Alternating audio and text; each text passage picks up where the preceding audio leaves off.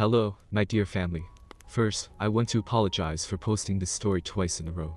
Looks like I forgot to take my memory pills. Anyway, today we have several stories in one video. I hope you enjoy it. Story 1. Morons. I swear the airport is run by absolute morons. I almost had to run from the domestic to international terminals because my connecting flight was late. I'm in great shape, if you consider round a shape, so I was breathing hard and perspiring. The morons of security thought I was sick and didn't let me in. Not making this flight meant I would miss my meeting, so I might as well go home. Kinker was my friend and was able to change my return flight from Lax to Phoenix. After a leisurely walk, I was able to board the 737 for home. Midnight found me parked in front of my dark house, meaning Alice, my wife of 4 years, was asleep. As I set my backpack down in its usual place, I almost tripped over a briefcase that wasn't mine. Turning on the lights, I noticed the table set for two with bits of food remaining. I'm insecure. My wife is a fox and I've always been overweight and out of shape. Add to that all the LW stories I read. Enough said. Climbing the stairs with my new Samsung S23 in hand, I looked in the master bedroom and could see my wife and someone, not me, sleeping with her. After taking a few pictures and gathering the men's clothes from the floor, I went downstairs to my study. I wasn't ruling out doing something stupid, just wanted to think about it first. After holding my Glock for a couple minutes, I had an idea. Sorry to wake you, Mom. We just found out Alice is pregnant. Something seems wrong and she won't go to the hospital. Would you and Dad come over and help me? They'd be over in 25 minutes. Right on time, I let her parents in, directing them to the bedroom while taking the briefcase to my study to join his clothes. As I poured a nice tumbler of peanut butter whiskey, it pairs well with my Glock and I didn't ask your opinion. Two women screamed, followed by a loud, "What the duck?" from her dad. Another male voice yelled, "Where are my clothes?" Sometimes the little things make you smile. Her dad was really smart. He walked into my study and did some quick math. Husband who has been cheated on plus alcohol plus firearms equals volatile situation. I know you planned this. Thanks for not unaliving them. He was serious but careful with his tone. I poured a small glass of whiskey and pushed it to him. He took it and sat, slowly sipping. His mom stood next to him. If that Ahul tries leaving my house with any of my clothes, I will shoot him in the leg before cutting off his nuts with a butter knife. He has 3 minutes to get out of my house before I shoot him for trespassing. Mom ran quickly to convey my warning.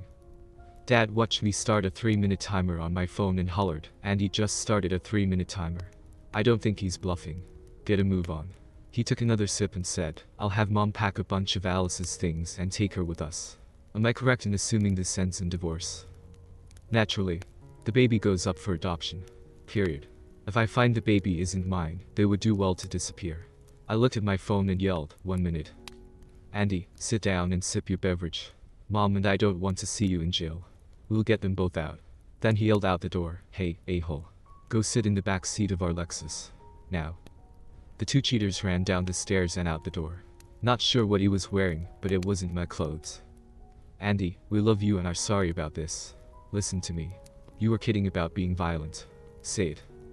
"I'm sorry, Dad, but I was just talking without thinking. I would never hurt either of them. I'm serious about the divorce and the baby, though.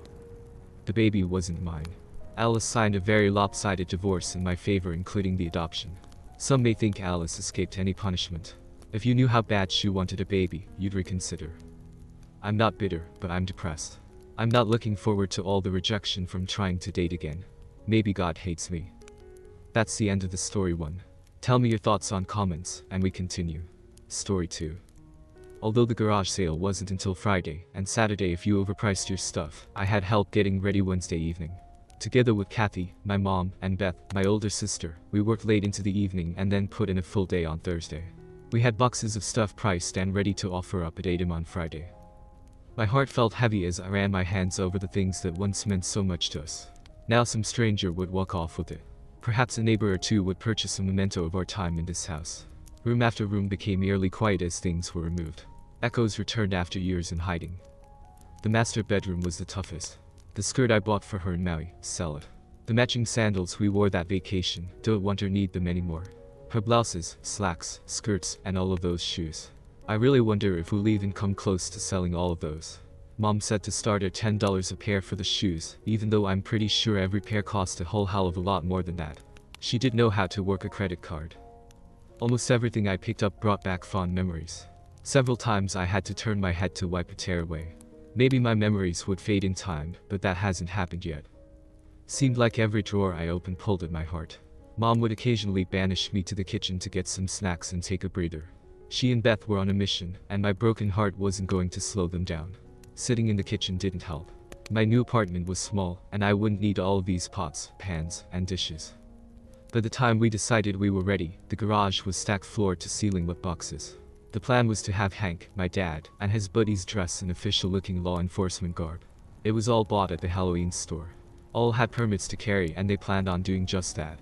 Rumor has it that those looking for a 5-finger discount decide to try their luck elsewhere when people packing are around. Mom said she'd run the cash out line. I was outside before dawn on Friday setting up the tables and tents. Thankfully the forecast was for minimal winds and no moisture. Even that early in the morning potential buyers were driving by asking if we were open. There's always early birds looking to find things foolishly underpriced. Beth showed up around 7 am with donuts. Mom and Dad showed up shortly after that.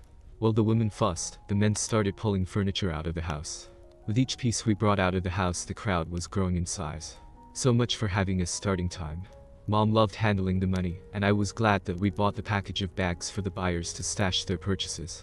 Beth loved working the crowd, and she was making up stuff every time someone asked a question. She'd tell them whatever they wanted to hear. One of Dad's buddies was handling the lock display case with all of the jewelry and antiques in it. Even some of my duplicate tools were under lock and key. Don't really know if he knows squat about jewelry, but the little old ladies were eating it up. The street wasn't going to be big enough for the traffic, as 2 nearby neighbors were also setting up. We exchanged pleasantries. Darcy, Deanne's closest friend in the neighborhood, made her way over just before 8 am. Chad, what's going on? Morning Darcy, it's called a garage sale. I know that a whole. Deanne said you guys were just selling a few things. Yep, that's what we're doing. Look, it's not even 8 am, and we've already sold a few things. She didn't say anything about furniture. Guess she didn't want you to know. Love to waste time chatting with you Darcy, but I've got work to do. Good luck shopping. Darcy looked pissed that I dismissed her. She and Deanne love to think that they control all decisions. I wasn't surprised when my phone buzzed a few minutes later. Hey Deanne, can't talk long. Pretty busy with the garage sale, you know. We're doing just fine without you. Chad, Darcy said you've got the whole front yard and driveway stuffed with clothing and furniture. Gotta get up early to sneak one past Darcy. Yeah, things are moving quickly. Nice chatting with you. Don't you DA as I ended the call. Well, the first call anyways. I'll let the next one go to messages, and the next, and then the next. You get the picture. Pictures. I went through the house and pulled them off the wall. Shy, the frames were worth 10 times my asking prices. Mom said Deanne had called, but she ignored it. She handed me an envelope with $500 in it, and it was only $8.15. Looking around, it really didn't seem like the shoppers had made a dent. Every time table space became available, Beth would empty another box. It was a zoo out on the road. Somebody was trying to back their pickup truck next to our driveway so they could load a dresser. Another $500 envelope from Mom. Some lady was trying out shoes like a madwoman. Looked like she was going to take a couple $100 worth. And I was worried about them selling. Deanne called and I figured it was time to tweak her cheeks again. Hello. Don't give me that hello crap. Darcy says you're selling my clothes and shoes. She is very observant. You weren't supposed to touch my stuff. My bad. I swear you said to get rid of the ugly things, so that's what I'm doing. Yep, you even wrote it down. I was talking about your sweaters. The ones that you think are cute but are just juvenile. Guess you should have been more specific. It reads get rid of ugly clothes. Your wedding dress got sold. You do know it made you look pregnant. Damn you, Chad. What the hell is wrong with you? Just following your instructions. Most of your genes are gone. You always thought they made your bum look fat. Personally, I don't think the genes had anything to do with it, but they won't bother you any longer. Why are you treating me like this? That's rhetorical, right? Ooh, gotta go. The lady buying your shoes is ready to check out. Later. As I tap the red button. Wednesday morning, earlier that week. Enough already. I've been here at all of our garage sales. I calmly replied. You might have been here, Chad, but I did all the planning. I'm just trying to make sure that things go smoothly for you. My wife Deanne was micromanaging our upcoming community garage sale. The whole limits us to a spring event and a late summer event. We participate more for the community involvement rather than the money made. It is nice to cull the herd, so to speak, and get rid of things that no longer matter in our life. This time Deanne won't be around. She's traveling to Cleveland to hopefully close some mergers. I think this is her 4th trip there in 3 months. She's not an attorney but works in the legal department of her corporation. I continued, there's gotta be 6 pages of instructions here. I'll have help. My parents and Beth said they'd be here. I think Mom is only doing it so she can spend time with Beth. I just wrote things down as I thought of them. I'm just trying to help, you know. Give me the list. I just thought of another thing. Get rid of those ugly clothes. Whatever. I'm not some petulant child. Try as we might, we won't get top dollar for some things, and yes, some things will get pilfered. It happens every time we do one of these.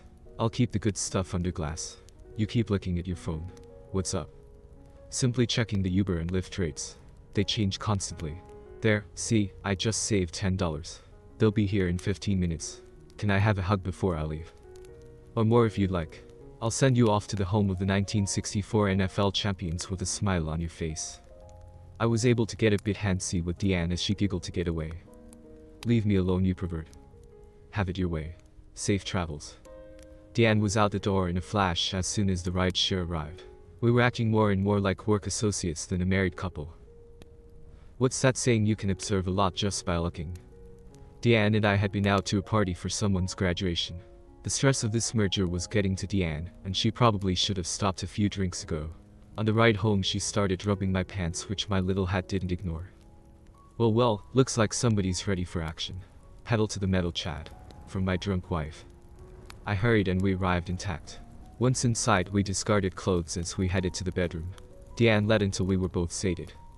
With Deanne fast asleep before dismounting me, I replayed the last 20 minutes. She never initiates sex. The only head I ever get is for my birthday, and even then there's more hand action than mouth. After that she rushes to the bathroom and uses mouthwash a couple of times. Quite romantic. No sex after that. So what was tonight all about? She hadn't left my side all evening at the party. If it wasn't me that awoke this different sexual partner, then who? Something's rotten in Cleveland was my guess. So when the next trip to Cleveland was announced, I alerted my somewhat expensive investigator of her itinerary. No public displays of affection. But my guy had put motion-activated cameras in every hallway of the 4-story hotel Deanne was staying at. She actually did a good job of diversion. She'd come out of her room, get on the elevator, and go buy something in the lobby. She'd return to her floor, but then let herself in a different room. In the wee hours of the morning she'd return to her room. Bowl game. Noon Saturday. Deanne's parents showed up. Had kept them on the sidewalk, so I came over to visit with them. Chad, what are you doing selling all of this stuff? Deanne said it was supposed to be only a few card tables of items. Guess she isn't very good with math. She said you're not answering her calls. Not true. I've spoken to her a few times already this morning. Well, she says you hang up on her and then ignore her repeated attempts to call back. Why don't you call her and tell her to tell David he'd better watch his back? David? Who's David? Apparently he's somebody she's been shagging on her road trips. Got pictures if you want proof. I know I wanted proof. What proof? Her father snapped at me. Here's a picture. Keep it, as I have plenty to share. It's dated this morning at 4:21 am. Notice how she's barefoot carrying her bra and heels with her blouse untucked. That's David's room she's coming out of. Stutter, stutter, stutter as the words were slow to formulate.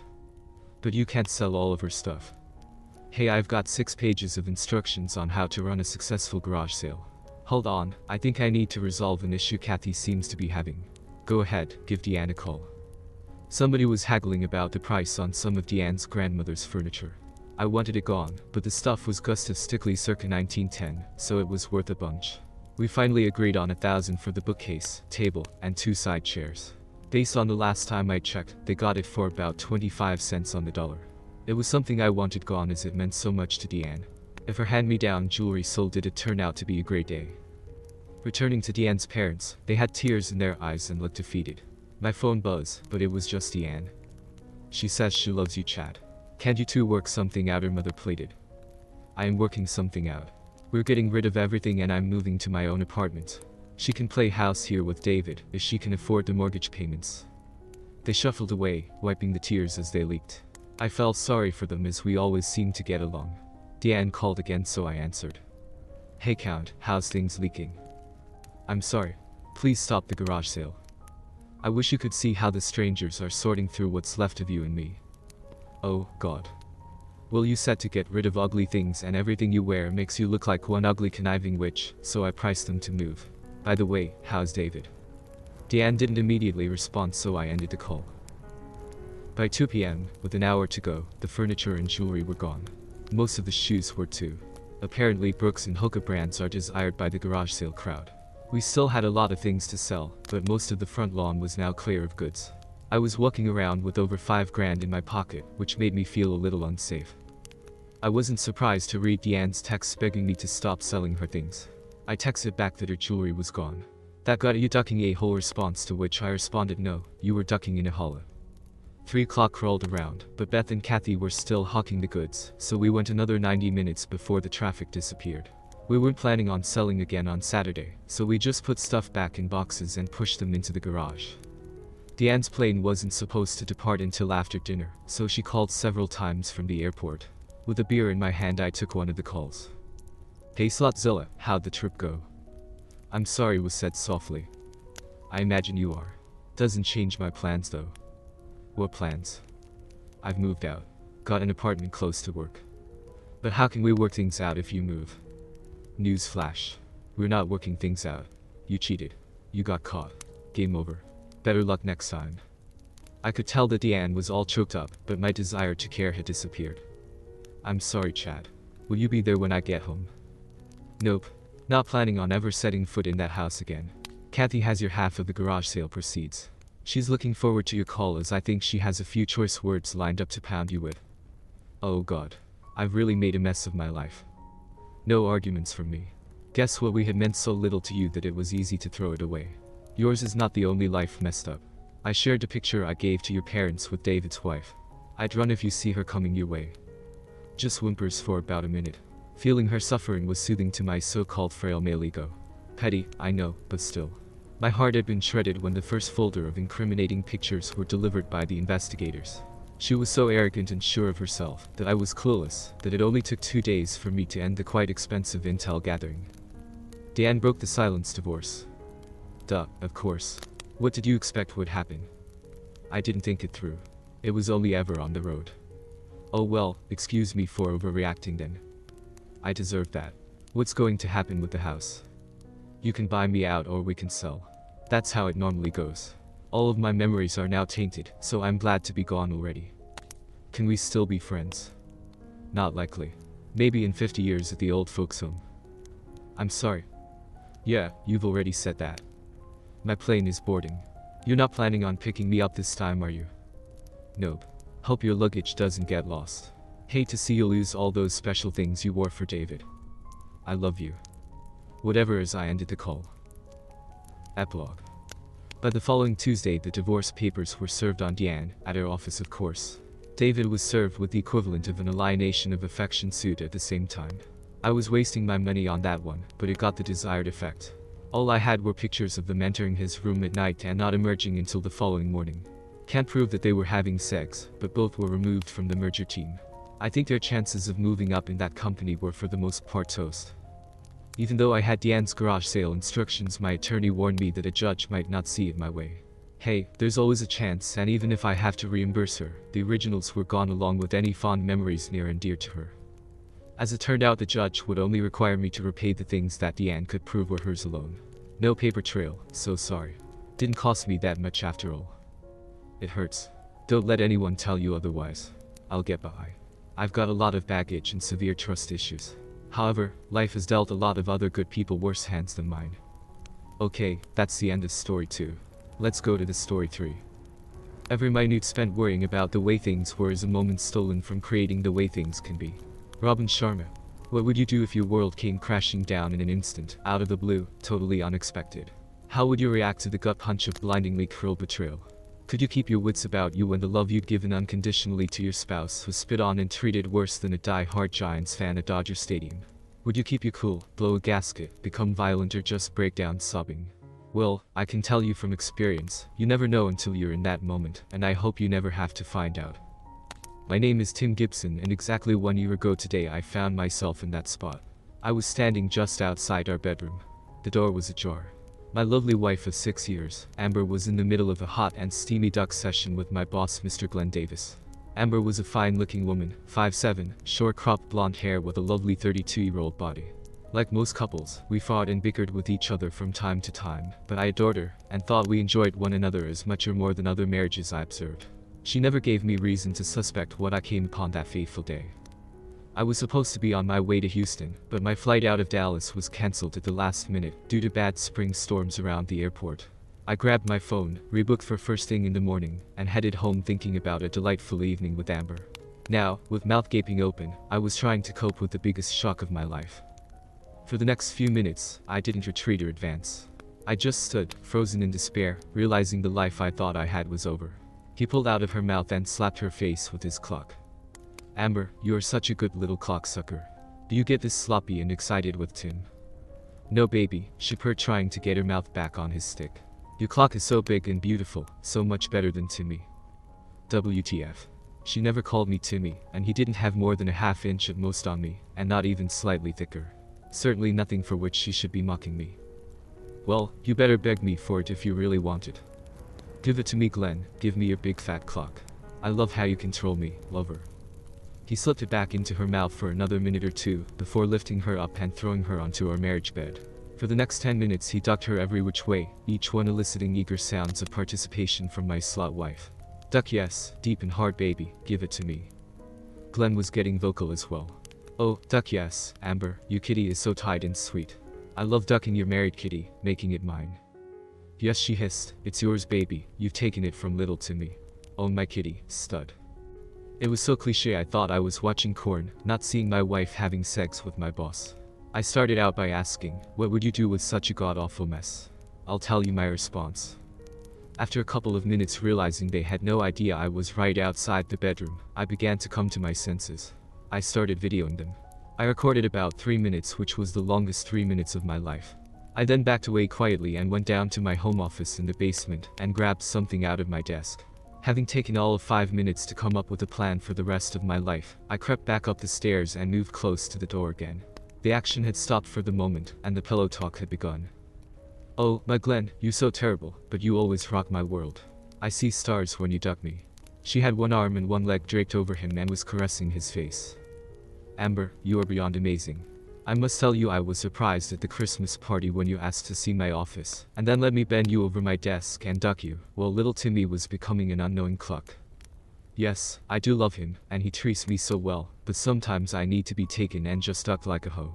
I knew you'd do that to me the first time I laid eyes on you. Tim is sweet, but when you belittle him as you plow me, I come so hard I almost pass out. I love what we do together. I hope you can keep sending him out of town on business. No worries there, sweet thing, he'll be our cluck for many years to come. With that, he rolled her over and knelt behind her. She raised her bum up, offering it to him. Glenn slapped it firmly a few times before he took her from behind this time. It was time to act. For better or worse, I put my rash plan into motion. I entered the bedroom and moved to the foot of the bed looking bewildered and hurt, trying my best not to appear to be a threat. Oh no, honey Glenn, what are you two doing?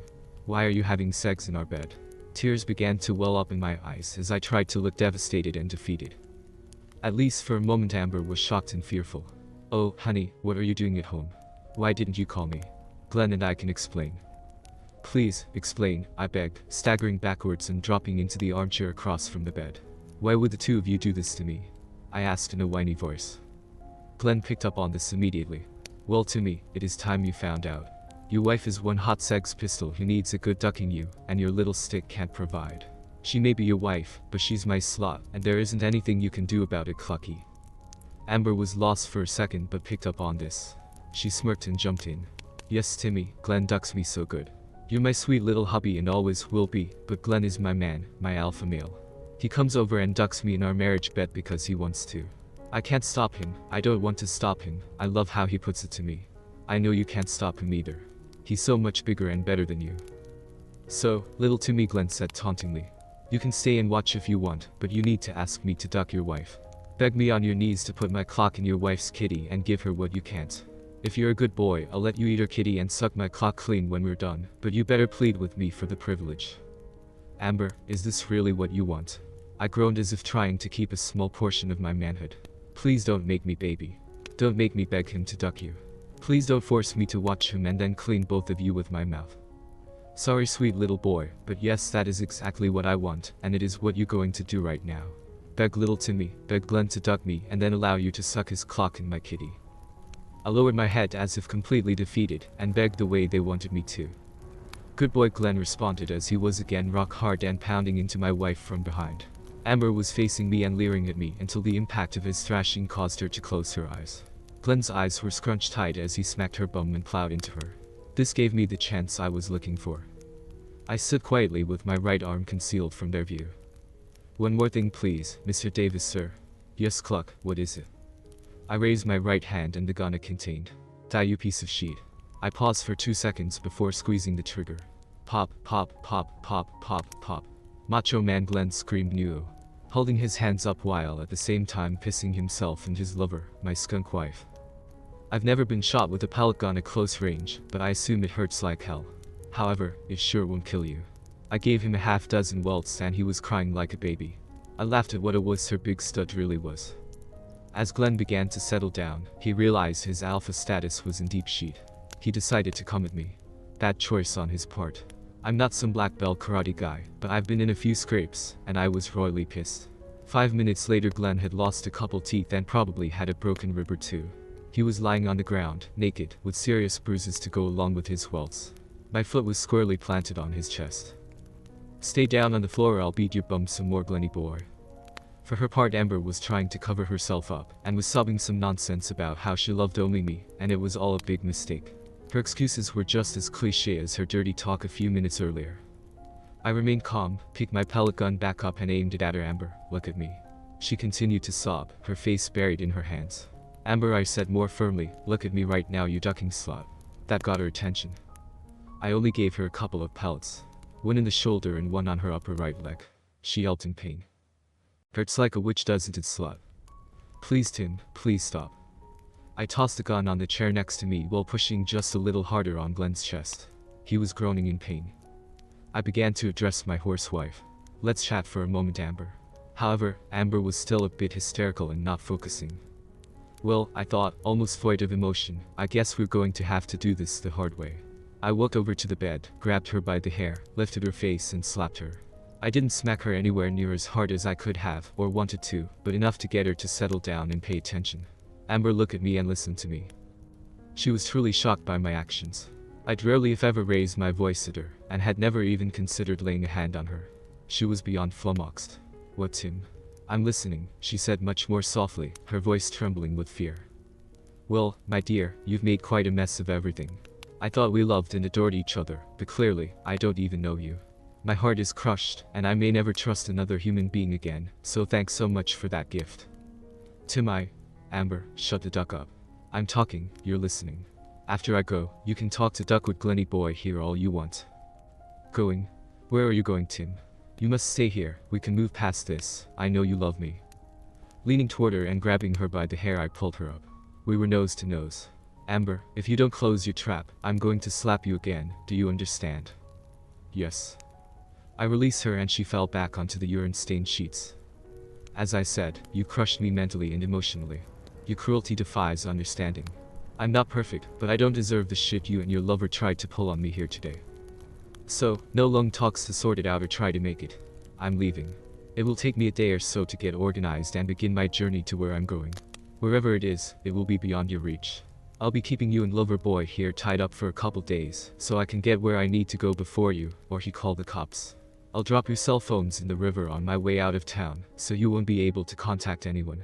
You'll be trussed up good and tight, so the next couple of days will be painful but not deadly. Nobody will know to look for Glenn here, and since you don't work, nobody will discover either of you in the next couple of days. Once I'm out of harm's way, I'll let the cops know to drop by and release you. I'm sure at that point your wind-bummed boyfriend will file charges. Hell, knowing now how little you love me, you'll probably try to have me arrested too. No worries though, I'll be too far gone. Amber didn't respond, she just collapsed onto the floor and sobbed. The next 2 days were busy. Untie Amber so she could use the bathroom, tie Amber back up. Go to the bank, drain the accounts, sell her car, cash out my 401k, untie Amber to use the bathroom, tie Amber back up, research places to live, walk by stinking, crumple Glenn and kick his nuts, have a beer. At the end of day 2 I was set. The bedroom stank to high heaven, and Amber was weak from lack of food. No worries though, she had put on a couple pounds over the last few years, so she could chalk this up to a small weight loss program. In a day or two she'd be fine physically. Mentally and emotionally might be a different question. But then again, I didn't give a flying duck. My final few hours prior to leaving were a bit of a blur. As I said, nobody would look for Amber anytime soon since she didn't have a job or volunteer anywhere. Her folks had died a couple of years earlier, and her only sister lived halfway across the country. They only spoke on the phone during the weekends. I'm sure Glenn's wife would be looking for him, but I seriously doubted she would search for him at our house. The office folks would assume I was in Houston until Friday.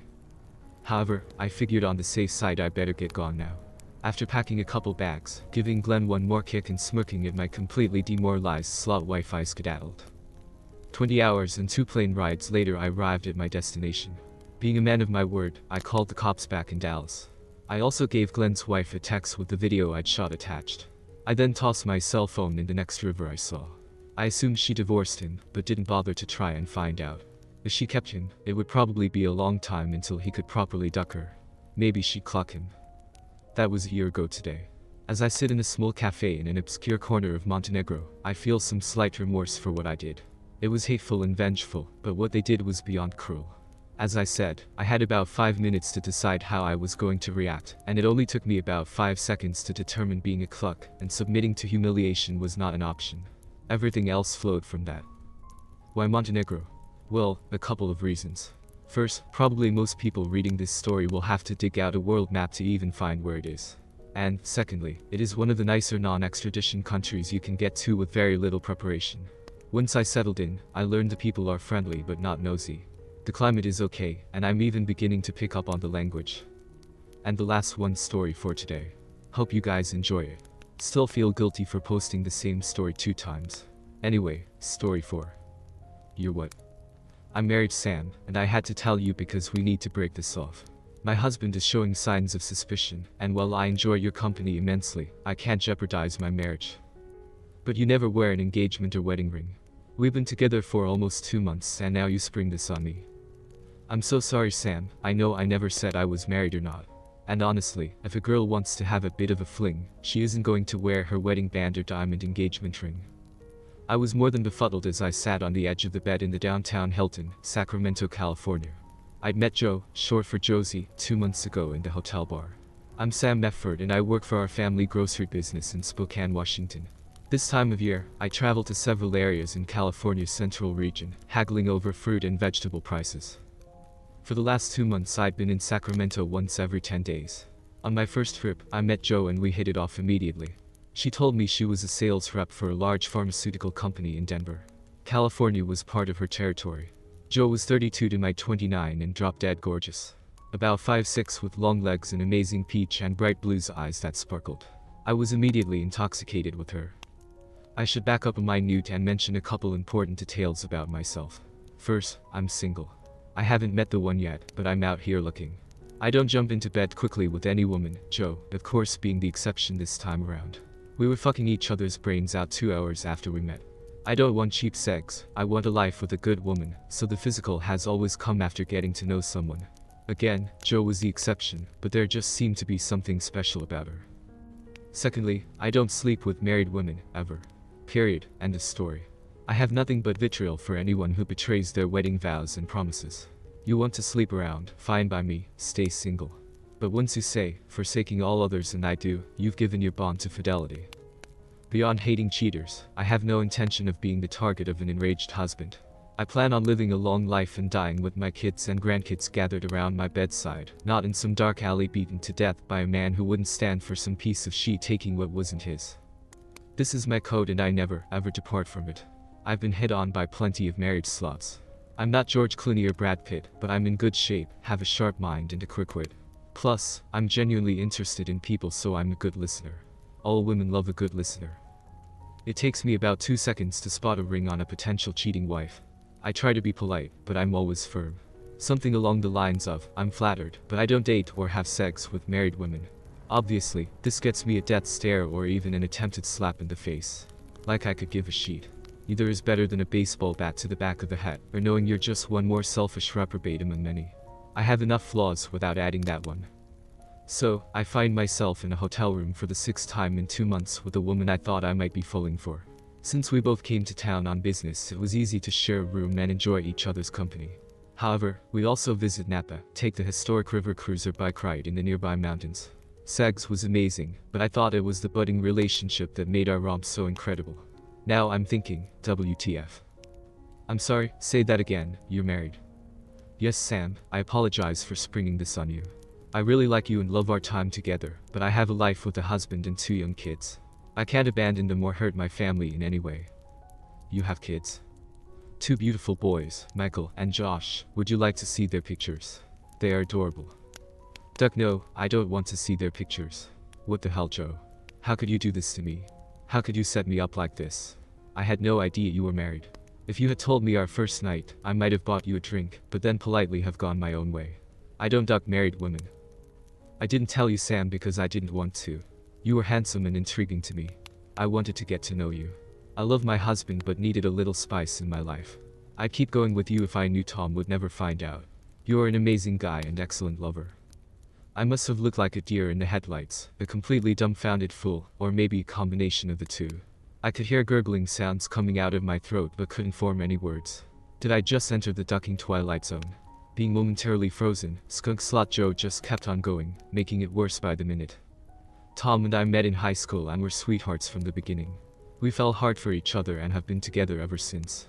He's a good man, probably the best man I know, but I found myself curious about others outside my marriage. What would it be like to have a fling? Would a different man make me love Tom more?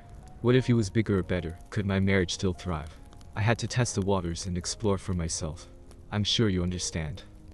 She kept going for another minute or so, but all I heard was blah, blah, blah, blah. Finally, I began to get my wits about me and cut her off. Joe, shut up for a minute, please. Okay, Sam, you don't have to snap at me. I know this is a surprise, but I'm sure you can understand we probably need to call it quits after this weekend. We had planned to stay a couple extra days and visit Sonoma since it was early October and the grapes were heavy on the vines. Joe had been sitting in the chair across the room from me in our suite. She rose to join me on the bed. Come on, baby, let's enjoy the time we have, she purred.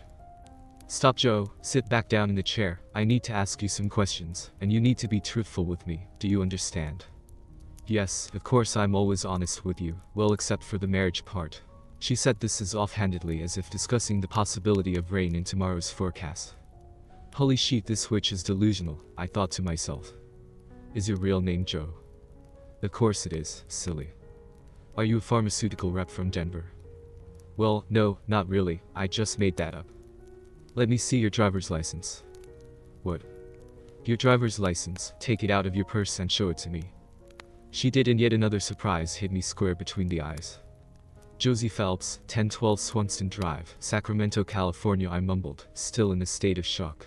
I handed it back to her as she began to look worried, like a bad card player bluffing for the pot in Texas Hold'em.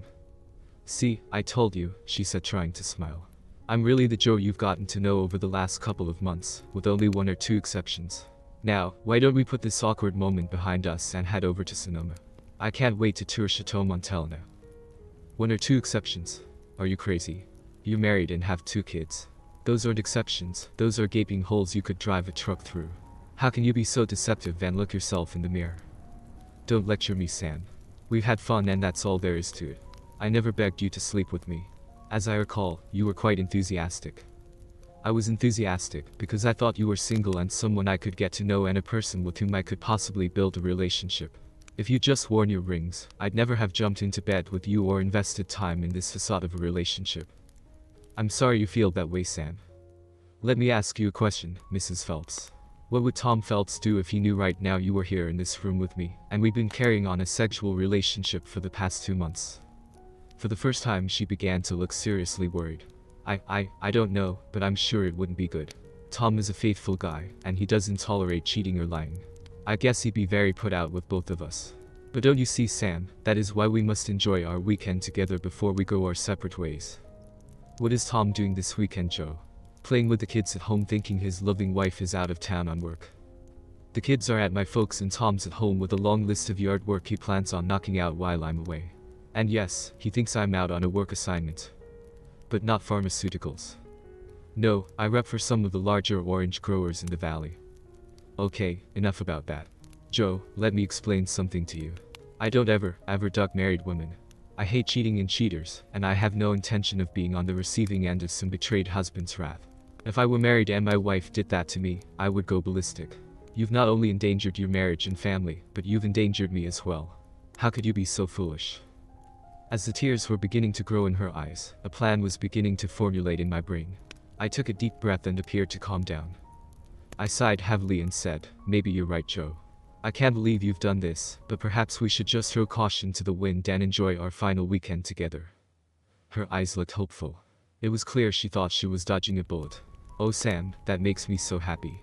You're such a good guy. I know someday soon the right woman will come along and scoop you up. But for the weekend, you're all mine. I know I've been foolish, but let's put that behind us and enjoy the 2 days we have. Give me a minute to freshen up and I'll be ready to go. While Joe was in the bathroom, I put her home address in my Google Map app and turned my phone on silent. As we departed the hotel, I began heading to Highway 80 West, but made a quick stop at a local Dick's Sporting Goods store. I'll just be a minute, sit tight, I said, not giving her a chance to follow me in. When I returned, I dropped my small shopping bag on the floor behind the driver's seat and pulled out of the parking lot. However, at this point I wasn't heading to the highway.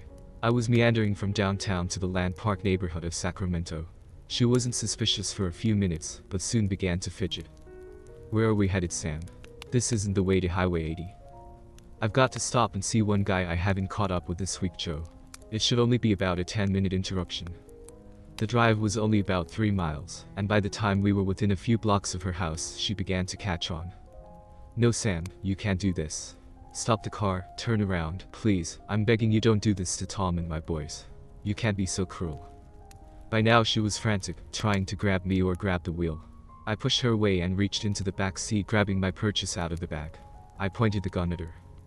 Joe, shut the duck up and calm the duck down, I said in a controlled but menacing voice. You ducked over your marriage and family, not me. I told you I'd never duck a married woman, and I'm not about to start now. I have no clue what your husband will do, but I'm not looking over my shoulder the rest of my life wondering when he's going to show up and cave in my skull. You made your bed, you deceitful witch, now you get to sleep in it. She was crying hysterically when we pulled into her driveway. There was a tall, good-looking guy working in the front yard, who I assumed was Tom. Joe tried to crawl under the seat of the car. As I got out, he turned and came toward me.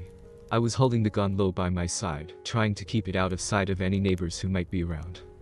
Can I help you? He stopped when he saw the pistol in my right hand. What the? Listen, I know you're Tom Phelps, husband of Joe Phelps. If you glance over my shoulder, you'll see her in the front seat of my car. Now, don't do anything rash. I haven't harmed her, nor do I have any intention of doing so. I don't want anyone hurt, but I do need you to listen to my story for about 5 minutes, and then you'll never see me again. Please don't do anything stupid, you can trust me. He must have noticed something about my demeanor that allowed him to remain calm and believe what I had just said. Rage was in his eyes, but it was controlled. Thank you, I promise this will only take a few minutes. Joe, get out of the car and come into the house with me and Tom. Looking like a condemned woman, Joe reluctantly got out of the car and moved toward us. I backed up a step, allowing Tom to go to his wife and hold her, helping her into the house. When we entered, I asked that we go to their kitchen so they could sit down. I stood with the gun pointed at both.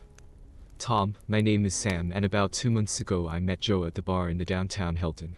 She told me she was a pharmaceutical rep from Denver. Joe wasn't wearing an engagement ring or wedding band. At this, Tom's face began to harden, and sweat began to break out on his forehead, but he didn't interrupt. Joe is a good-looking woman with a very effusive personality, so I struck up a conversation. It was a delightful 2 hours talking to someone I thought was single. I travel a good bit for work and have never been married. I'd love to meet someone and settle down, so, as you can imagine, a single woman with the looks and personality of Joe grabbed my attention. Within those 2 hours, we ended up in bed, together all night. After that, we spent time together over the next 2 days I was in town. Perhaps I should have been suspicious about how perfectly our schedules lined up, but I was a bit gobsmacked by this charming lady. Over the next 2 months I saw her every time I came to town, on 6 different occasions. We were physically intimate but also enjoyed sightseeing and other activities around the region. I thought I might be falling for a beautiful single woman with whom I could form a long-term relationship. By now Tom was staring at Joe but still listening to me. Mr. Phelps, I have never knowingly slept with a married woman, nor will I ever do so. The reason I'm here with you today is this. About an hour ago, Joe revealed her lies to me. She told me she was married and had 2 sons. Joe said this was our last weekend together because she feared you may be suspicious of her, and she didn't want to jeopardize her family. Joe's head was in her hands as she quietly sobbed. Joe, look at me. She didn't look up. I cocked the gun. It made an ominous sound. Joe, look at me now. She looked up. Is everything I've just said to your husband the truth? She nodded. Say it. Yes, Sam, everything you've said is true. Tom was fighting tears of sadness and rage at the same moment. My time was wrapping up. Mr. Phelps, I'm going to leave in a moment, but before I do I want you to know how deeply sorry I am for all of this. I was an unknowing part of something awful. If I were married and my wife did this to me, I'm not sure how I would react, but it wouldn't be kind or understanding. That being said, I need to know if you and I are good. I don't want to be looking over my shoulder the rest of my life. I still want to find someone and settle down to raise a family, your wife's treachery notwithstanding. However, I can't do that if I know at some point you may come gunning for me. I wish to hell I'd never met your wife, but there was no way I'd help anyone get away with wretched betrayal and blatant disrespect. I hope my coming here today has shown my character. Can I trust you to hold me harmless in this situation? Tom Phelps gritted his teeth, and turning away from his heartless, self-absorbed wife, he looked me in the eye. We're good. Okay, I'll let myself out. As I turned to leave, Joe looked up. Sam, would you really have shot me or Tom if he responded in rage? I shrugged my shoulders and let out a sad laugh. Well, Joe, it would have been tough seeing as it is only a pellet gun, and I didn't buy any pellets. As I opened the front door to exit, I heard Joe say, Tom, baby, where are you going? We must talk. Upstairs to pack your bag, slut. You're leaving. And that's it for today. Love you all for your support, even though I make mistakes. See you soon.